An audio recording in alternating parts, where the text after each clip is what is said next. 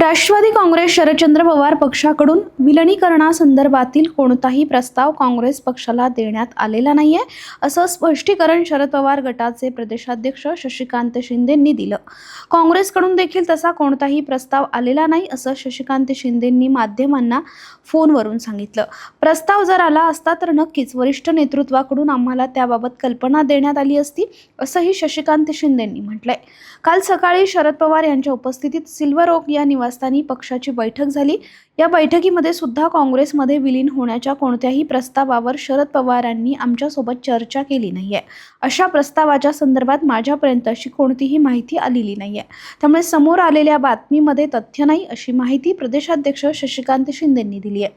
गेल्या 2 दिवसांपासून राष्ट्रवादीच्या विलिनीकरणाची चर्चा सुरू आहे. सर्वच डाव्या विचारांच्या पक्षांनी संविधान वाचवण्यासाठी एकत्र येणं काळाची गरज आहे, त्याबाबत कोणाचंही दुमत नाही. पण काँग्रेस पक्षानं राष्ट्रवादीला विलिनीकरणाचा प्रस्ताव दिलाय अशी चर्चा आहे. तसा कोणताही प्रस्ताव आमच्याकडे आलेला नाहीये. जेव्हा प्रस्ताव येईल तेव्हाच वरिष्ठ चर्चा करतील. काँग्रेसची इतर पक्षांबाबतची भूमिका काय आहे याचा विचार केला जाईल.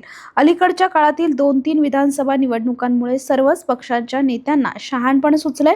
राहुल गांधी असोत किंवा ममता बॅनर्जी असतील किंवा आणखी कोणी असतील, सगळेच तावून सुलाखून निघालेत. पण देशातील संविधान वाचवायचं असेल आणि सत्ताधाऱ्यांवर अंकुश ठेवायचा असेल तर डाव्या विचारांच्या पक्षांनी एकजूट केली पाहिजे, असं राष्ट्रवादीचे नेते अंकुश काकड यांनी म्हटलंय.